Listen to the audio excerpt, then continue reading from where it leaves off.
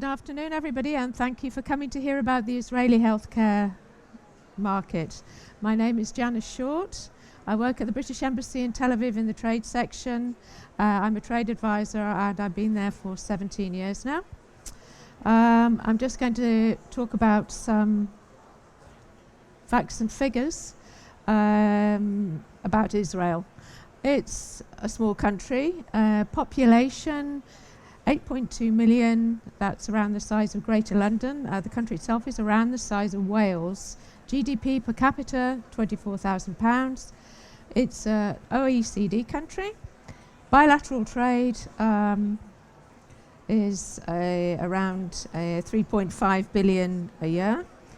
3.5 billion pounds, and government spending on healthcare, £1,500 a year. That's 7.3% of government spending. The current trade at the moment in healthcare is getting people out of hospital and into homes due to the cost of keeping people in hospital. This is very similar to the situation in the UK. And the causes are the same. That is an aging population, chronic diseases caused by various things, including a rise in obesity. And Israeli companies are proving to be very creative in coming up with ideas for telemonitoring and keeping people at home. Obviously, as time goes on, the situation gets more crucial, as the cost will become unbearable as we all age. Now, healthcare in Israel is provided by 4 healthcare maintenance organizations. These are them: Klali, Maccabi, Me'ochedet, Leumit. They compete. Why do they compete? Because if you don't like your health maintenance organization, you can simply leave, move to another one. This means that they are competing for clients and they receive their funding from the government on a per capita basis. Payment is deducted from salary at a rate of 4.8%, with low income recipients paying a low symbolic flat rate. And that funding goes to the government, which is then distributed according to per capita number of members, age, gender, geographical location, and the prevalence of 5 chronic diseases. The health maintenance funds are also proving very creative at getting extra payments from their members by offering all kinds of extra insurances, and around 3/4 of the population actually pay more just to get these extra insurances, which include things like dental care.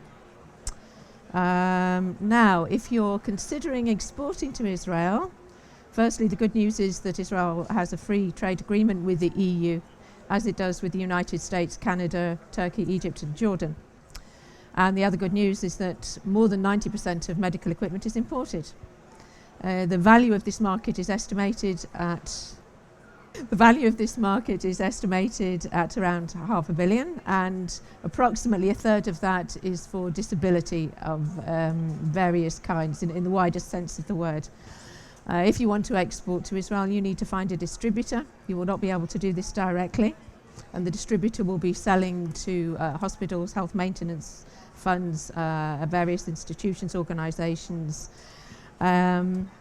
The European standard is the one that's accepted, not the American one, and the CE mark is actually absolutely essential.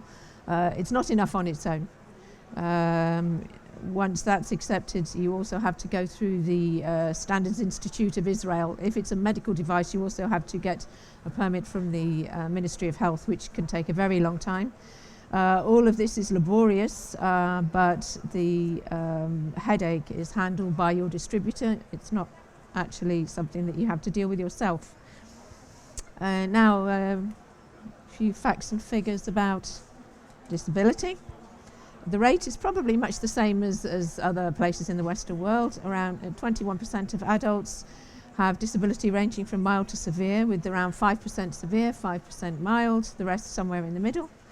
Children, around 8.5%, mostly learning disabilities. And the vast majority live at home. Only around 25,000 live in institutions, group homes, and supervised accommodation. disability allowances are paid by national insurance and by the Defence Ministry if the disability was caused by injury in military service. That's not quite as generous as it sounds because it's means tested, so if the government thinks that your income is a good one, even if you don't agree, you won't get national insurance allowances. The same applies to equipment.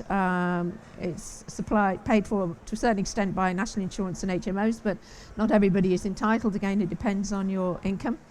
And to come in and save the day, there's a fantastic voluntary organisation called Yad Sarah, which is used by probably at least half of the people with maybe all the people with disabilities in Israel, the families with disabilities. They have around 6,000 volunteers, 130 branches, and they deliver to anyone and everyone basically free. If you have money, you can give a donation.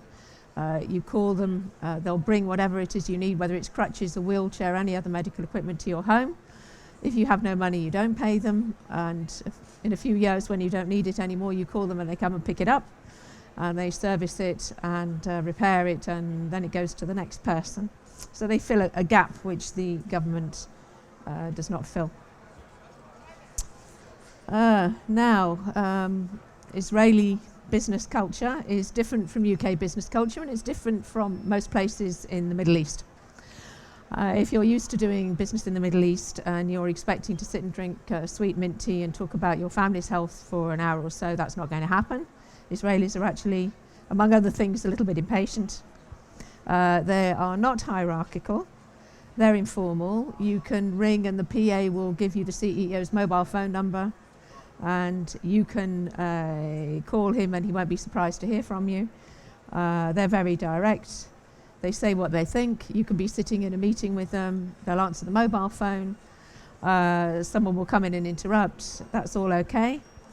They're tough negotiators. Price is very important.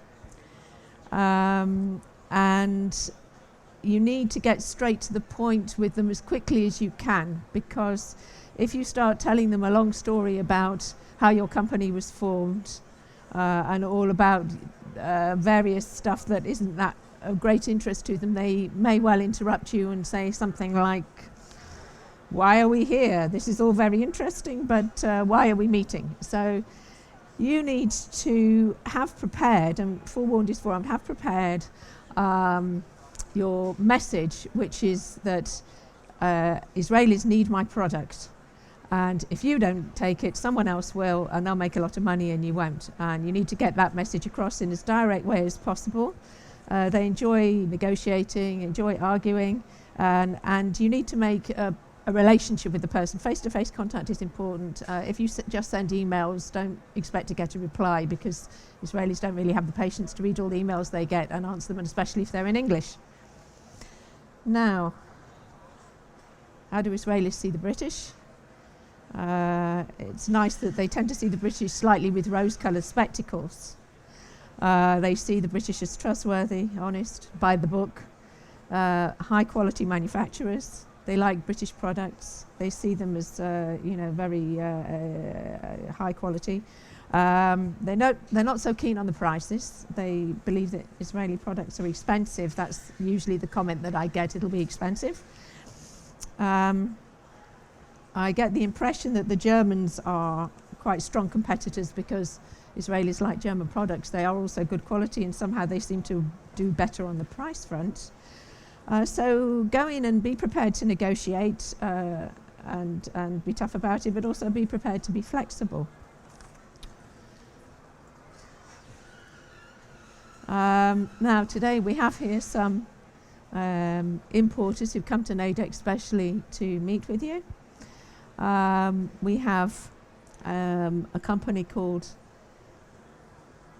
I will move on to the next slide, Hadibera Hamishi. This is a kibbutz company. Hadibera Hamishi means the fifth commandment, honor thy parents. This is a kibbutz company located in the Lower Galilee. They have a big shop. They're now going to start importing equipment, looking for everything for the elderly, only the elderly. Wheelchairs, walkers, bathing chairs, stair lifts, orthopedic, electric, rise recliner chairs. They're here at the exhibition and will be happy to meet with you. We have a company here called Special Needs. This one has a special story. The owner's son was born with cerebral palsy 20 years ago, and he decided that in order to improve life for himself and his son, he would set up a company and start importing products that would make their lives better for his family and other families. He's here looking for power wheelchairs, strollers with seating systems, mobility bases, school chairs, communication devices, switch access and switches, and various other things. We have here a representative of Sheba Rehabilitation Hospital. This is the largest rehabilitation hospital in the Middle East. It has 600 beds and 30 departments. They're looking for advanced machine systems for rehabilitation, robotic exoskeleton, treadmills for gait balance impairment, body weight support systems, bicycle movement therapy,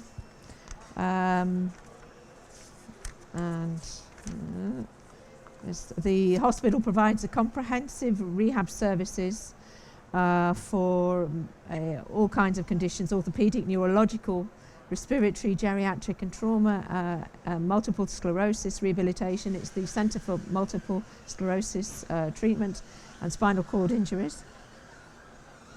Another company who wanted to be here wasn't able to make it, but is actually importing from companies in the UK and wants to hear from you. I can put you in touch, is Shikomit. He only imports products for children with disabilities. He's particularly interested in sensory rooms, virtual reality equipment and adaptive strollers. And if you contact me, I will be able to put you in touch with this importer. And now on to UKTI Israel, what we can offer exporters. We can help with product launches, seminars, assistance with finding agents and distributors, general advice on exporting. If you're interested, please contact your local international trade advisor to find out more about what assistance UKTI can provide for your company. You can find who that is on the government website, but if you come tomorrow, there will also be an international trade advisor at the desk over there, someone for the West Midlands, I believe. And there are also UKTI staff here who will be able to point you in the right direction, because UKTI has all kinds of schemes to assist particularly small to medium companies and new exporters, and to help them export, decide which is the right market for them, and can put them in touch with us. And just finally, this is our team. That's me. There's 7 of us. Some of us deal with trade. Half of us trade, half inward investment, which is helping Israeli companies set up in the UK. So we've got 3.5 doing each, and we're always happy to hear from you.